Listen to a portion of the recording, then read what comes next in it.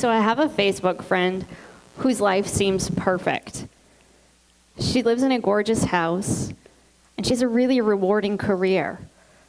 And she and her family go on all these exciting adventures together on the weekends. And I swear that they must take a professional photographer along with them, because no matter where they go or what they do, the whole family just looks beautiful. And she's always posting about how blessed she is and how grateful she is for the life that she has. And I get the feeling she's not just saying those things for the sake of Facebook, but she truly means it. How many of you have a friend kind of like that? And how many of you kind of don't like that person sometimes? We all do this, right? It's hard not to do. But that way of thinking costs us something. And that's what I want to talk to you about today, is what our bad habits cost us. Maybe you scroll through your Facebook feed and you think, so what if I roll my eyes? It's just 5 seconds of my time. How could it be hurting me? Well, researchers have found that envying your friends on Facebook actually leads to depression. That's just one of the traps that our minds can set for us. Have you ever complained about your boss? Or looked at your friends' lives and thought, why do they have all the luck? Can't help thinking that way, right? That way of thinking seems small in the moment. In fact, it might even make you feel better in the moment. But that way of thinking is eating away at your mental strength. There's 3 kinds of destructive beliefs that make us less effective and rob us of our mental strength. The first one is unhealthy beliefs about ourselves. We tend to feel sorry for ourselves. And while it's okay to be sad when something bad happens, self-pity goes beyond that. It's when you start to magnify your misfortune. When you think things like, why do these things always have to happen to me? I shouldn't have to deal with it. That way of thinking keeps you stuck, keeps you focused on the problem, keeps you from finding a solution. And even when you can't create a solution, you can always take steps to make your life or somebody else's life better. But you can't do that when you're busy hosting your own pity party. The second type of destructive belief that holds us back is unhealthy beliefs about others. We think that other people can control us, and we give away our power. But as adults who live in a free country, there's very few things in life that you have to do. So when you say, I have to work late, you give away your power. Yeah, maybe there'll be consequences if you don't work late, but it's still a choice. Or when you say, my mother-in-law drives me crazy, you give away your power. Maybe she's not the nicest person on earth, but it's up to you how you respond to her because you're in control. The third type of unhealthy belief that holds us back is unhealthy beliefs about the world. We tend to think that the world owes us something. We think, if I put in enough hard work, then I deserve success. But expecting success to fall into your lap like some sort of cosmic reward will only lead to disappointment. But I know it's hard to give up our bad mental habits. It's hard to get rid of those unhealthy beliefs that we've carried around with us for so long. But you can't afford not to give them up. Because sooner or later, you're going to hit a time in your life where you need all the mental strength that you can muster. When I was 23 years old, I thought I had life all figured out. I graduated from grad school. I landed my first big job as a therapist. I got married, and I even bought a house. And I thought, this is going to be great. I've got this incredible jump start on success. What could go wrong? That all changed for me one day when I got a phone call from my sister. She said that our mother was found unresponsive, and she'd been taken to the hospital. My husband Lincoln and I jumped in the car and rushed to the hospital. We couldn't imagine what could be wrong. My mother was only 51. She didn't have any history of any kind of health problems. When we got to the hospital, doctors explained she'd had a brain aneurysm.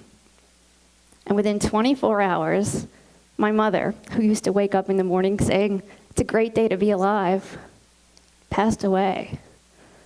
That news was devastating to me. My mother and I had been very close. As a therapist, I knew on an intellectual level how to go through grief. But knowing it and doing it can be two very different things. It took a long time before I felt like I was really healing. And then on the 3-year anniversary of my mother's death, some friends called and invited Lincoln and me to a basketball game. Coincidentally, it was being played at the same auditorium where I'd last seen my mother on the night before she passed away. I hadn't been back there since. I wasn't even sure I wanted to go back. But Lincoln and I talked about it, and ultimately we said, maybe that'll be a good way to honor her memory. So we went to the game, and we actually had a really good time with our friends. On the drive home that night, we talked about how great it was to finally be able to go back to that place and remember my mother with a smile, rather than all those feelings of sadness. But shortly after we got home that night, Lincoln said he didn't feel well. A few minutes later, he collapsed. I had to call for an ambulance. His family met me at the emergency room. We waited for what seemed like forever, till finally a doctor came out. But rather than taking us out back to see Lincoln, he took us back to a private room and sat us down and explained to us that Lincoln, who was the most adventurous person I'd ever met, was gone. We didn't know at the time, but he'd had a heart attack. He was only 26. He didn't have any history of heart problems. So now I found myself a 26-year-old widow, and I didn't have my mom. I thought, how am I going to get through this? And to describe that as a painful period in my life feels like an understatement. And it was during that time that I realized when you're really going through tough times, good habits aren't enough. It only takes 1 or 2 small habits to really hold you back. I worked as hard as I could, not just to create good habits in my life, but to get rid of those small habits, no matter how small they might seem. Throughout it all, I held out hope that someday life could get better. And eventually it did. A few years down the road, I met Steve, and we fell in love, and I got remarried. We sold the house that Lincoln and I had lived in, and we bought a new house in a new area, and I got a new job. But almost as quickly as I breathed my sigh of relief over that fresh start that I had, we got the news that Steve's dad had terminal cancer. And I started to think, why do these things always have to keep happening? Why do I have to keep losing all my loved ones? This isn't fair. But if I'd learned anything, it was that that way of thinking would hold me back. I knew I was going to need as much mental strength as I could muster to get through one more loss. So I sat down and I wrote a list of all the things mentally strong people don't do. And I read over that list. It was a reminder of all of those bad habits that I've done at one time or another that would keep me stuck. And I kept reading that list over and over, and I really needed it, because within a few weeks of writing it, Steve's dad passed away. My journey taught me that the secret to being mentally strong is that you have to give up your bad mental habits. Mental strength is a lot like physical strength. If you wanted to be physically strong, you'd need to go to the gym and lift weights. But if you really wanted to see results, you'd also have to give up eating junk food. Mental strength is the same. If you want to be mentally strong, you need good habits like practicing gratitude. But you also have to give up bad habits like resenting somebody else's success.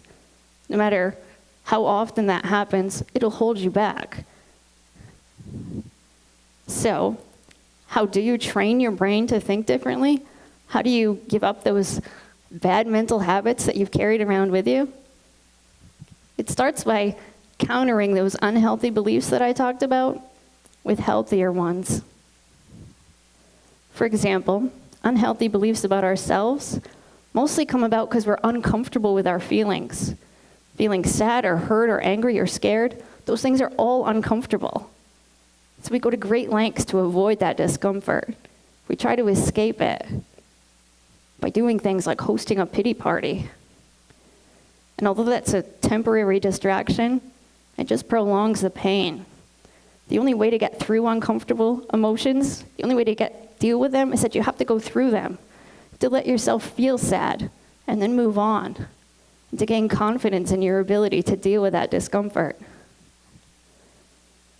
Unhealthy beliefs about others come about because we compare ourselves to other people. We think that they're either above us or below us, or we think that they can control how we feel or that we can control how they behave, or we blame them for holding us back. But really, it's our own choices that do that. You have to accept that you're your own person and other people are separate from you. The only person you should compare yourself to is the person that you were yesterday. And unhealthy beliefs about the world come about because deep down, we want the world to be fair. We want to think that if we put in enough good deeds, enough good things will happen to us. Or if we tough it out through enough bad times, we'll get some sort of reward. But ultimately, you have to accept that life isn't fair. And that can be liberating. It means you won't necessarily be rewarded for your goodness, but it also means no matter how much you've suffered, you're not doomed to keep suffering. The world doesn't work that way. Your world is what you make it. But of course, before you can change your world, you have to believe that you can change it. I once worked with this man who'd been diabetic for years. His doctor referred him to therapy because he had some bad mental habits that were starting to affect his physical health. His mother had died from complications of diabetes at a young age, so he just believed he was doomed, and he'd given up trying to manage his blood sugar altogether. In fact, his blood sugar had gotten so high lately that it was starting to affect his vision, and he had his driver's license taken away, and his world was shrinking. When he came into my office, it was clear he knew all the things he could do to manage his blood sugar. He just didn't think it was worth the effort. But eventually, he agreed to make one small change. He said, I'll give up my 2-liter-a-day Pepsi habit, and I'll trade it in for Diet Pepsi. And he couldn't believe how quickly his numbers started to improve. And even though he came in every week to remind me how horrible Diet Pepsi tasted, he stuck with it. And once he started to see a little bit of improvement, he said, well, maybe I could look at some of my other habits. And he said I could trade in my nightly bowl of ice cream for a snack with a little less sugar. And then one day he was at a thrift store with some friends, and he found this beat-up old exercise bike. He bought it for a couple of bucks, and he brought it home and he parked it in front of his TV. And he started to pedal while he'd watch some of his favorite shows every night. And not only did he lose weight, but one day he noticed he could see the TV just a little bit more clearly than he had before.